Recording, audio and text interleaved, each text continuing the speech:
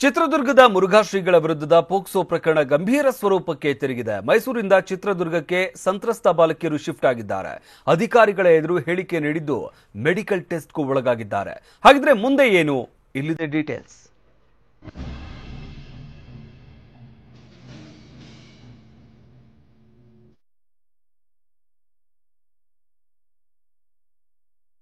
ನಾಡಿನ ಪ್ರಸಿದ್ಧ ಮಠಾಧೀಶರಾದ ಚಿತ್ರದುರ್ಗದ ಮುರುಘಾ ಶ್ರೀಗಳ ವಿರುದ್ಧ ಗಂಭೀರ ಆರೋಪ ಕೇಳಿಬಂದಿದೆ.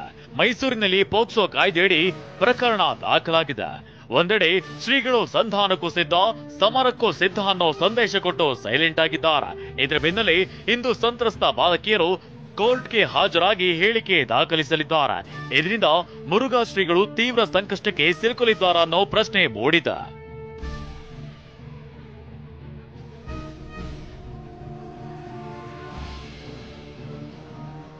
ಮುರುಘಾ ಶ್ರೀಗಳಿಗೆ ಎದುರಾಗುತ್ತಾ ತೀವ್ರ ಸಂಕಷ್ಟ. ಬಾಲಕಿಯರ ಹೇಳಿಕೆ ಮೇಲೆ ನಿಂತಿದೆ ಪೋಕ್ಸೋ ಕೇಸ್.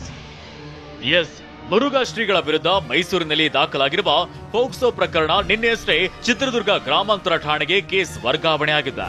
ಹೀಗಾಗಿ ನಿನ್ನೆ ಬೆಳಿಗ್ಗೆ ಸಂತ್ರಸ್ತ ಬಾಲಕಿಯರು ಭದ್ರತೆಯಲ್ಲಿ ಚಿತ್ರದುರ್ಗದ ಬಾಲಮಂದಿರಕ್ಕೆ ಶಿಫ್ಟ್ ಆಗಿದ್ರು. ಈ ವೇಳೆ ಬಾಲಕಿಯರ ಜೊತೆಗಿದ್ದ ಒಡನಾಡಿ ಸಂಸ್ಥೆಯ ಸರಸ್ವತಿ ಎಂಬುವರನ್ನ ಬಾಲಕಿಯರಿಂದ ಬೇರ್ಪಡಿಸಿ ಹೊರಗಿಡುವ ಪ್ರಯತ್ನ ನಡೆದಿದೆ ಎಂಬ ಆರೋಪ ಕೇಳಿಬಂದಿದೆ. ಬಳಿಕ ಸರ್ಕಾರಿ ವಕೀಲರ ಬಳಿಗೆ ಸರಸ್ವತಿ ಅವರು ತೆರಳಿದ ಬಳಿಕ ಮರಳಿ ಬಾಲಮಂದಿರಕ್ಕೆ ಹಿಂತಿರುಗಿದ್ರು.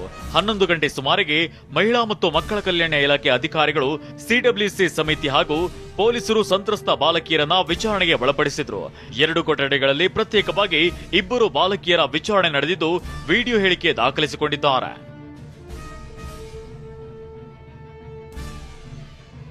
ಮೈಸೂರಿನಲ್ಲಿ ಹೇಳಿಕೆ ನೀಡಿದಂತೆ ಯಥಾವತ್ತಾಗಿ ಹೇಳಿಕೆ ನೀಡಿದ್ದಾರೆ ಅಂತ ಹೇಳಲಾಗ್ತಿದೆ. ಸುಮಾರು 4 ತಾಸುಗಳ ವಿಚಾರಣೆ, ಹೇಳಿಕೆ ದಾಖಲಿಸಿದ ಬಳಿಕ ಮೆಡಿಕಲ್ ಟೆಸ್ಟ್ಗೆ ಕರೆದೊಯ್ಯಲಾಯಿತು. ಈ ವೇಳೆ ಕೆಲವರು ಪ್ರಕರಣವನ್ನ ನ್ಯಾಯಾಂಗ ಬಂಧನಕ್ಕೆ ವಹಿಸುವಂತೆ ಘೋಷಣೆ ಕೂಗಿದ್ರು. ಆಂಬ್ಯುಲೆನ್ಸ್ ಮೂಲಕ ಸಂತ್ರಸ್ತರನ್ನ ಜಿಲ್ಲಾಸ್ಪತ್ರೆಗೆ ಕರೆತಂದಾಗ ಸುಮಾರು 8 ಬಾಲಕಿಯರು ಮುಖಕ್ಕೆ ಬಟ್ಟೆ ಕಟ್ಟಿಕೊಂಡು ಕೆಳಗಿಳಿದ್ರು. ಸುಮಾರು 1.5 ತಾಸಿನ ಬಳಿಕ ವೈದ್ಯಕೀಯ ಪರೀಕ್ಷೆ ಪೂರ್ಣಗೊಂಡಿದ್ದು ಸಂತ್ರಸ್ತರನ್ನ ಮರಳಿ ಬಾಲಮಂದಿರಕ್ಕೆ ಬಿಡಲಾಗಿದೆ.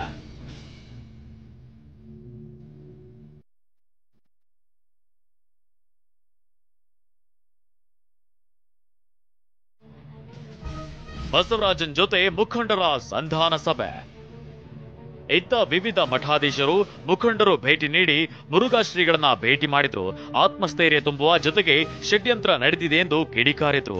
ಇದರ ಮಧ್ಯೆ ಚಿತ್ರದುರ್ಗ ಬಳಿಯ ಸಿದ್ದಾಪುರ ಗ್ರಾಮದಲ್ಲಿ ಬಸವರಾಜನ್ ಜೊತೆ ಸಂಧಾನ ಸಭೆ ನಡೆದಿದೆ ಎನ್ನಲಾಗಿದೆ. ಮಠಾಧೀಶರು, ಕೆಲ ಮುಖಂಡರು ಭಾಗಿಯಾಗಿದ್ದಾರೆ. ಸದ್ಯ ಸಂಘರ್ಷಕ್ಕೆ ಕದನ ವಿರಾಮ ಘೋಷಿಸಲು ತೀರ್ಮಾನಿಸಿದ್ದಾರೆ ಎನ್ನಲಾಗಿದೆ.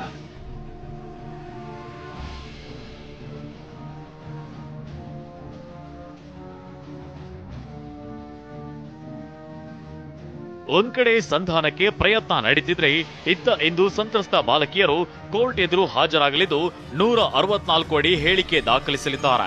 ಯಥಾವತ್ತಾಗಿ ಹೇಳಿಕೆ ದಾಖಲಿಸಿದ್ರೆ ಮುರುಘಾ ಶ್ರೀಗಳು ತೀವ್ರ ಸಂಕಷ್ಟಕ್ಕೆ ಸಿಲುಕುವುದು ಗ್ಯಾರಂಟಿ. ಹೇಳಿಕೆ ಬದಲಿಸಿದ್ರೆ ಮುರುಘಾ ಶ್ರೀ ಕೊಂಚ ರಿಲೀಫ್ ಆಗುವ ಸಾಧ್ಯತೆ ಇದೆ.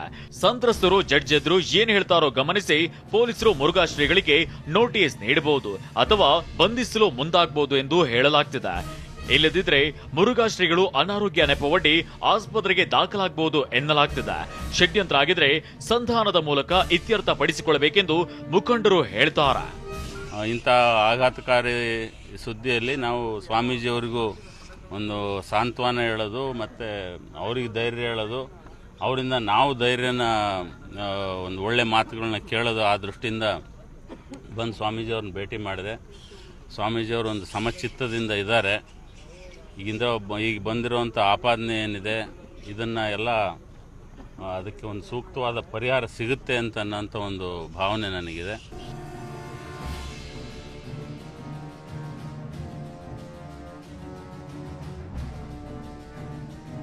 ಒಟ್ಟಾರೆ ಮುರುಘಾ ಶ್ರೀಗಳ ವಿರುದ್ಧದ ಆರೋಪ ಗಂಭೀರವಾಗುತ್ತಲೇ ಸಾಗಿದೆ.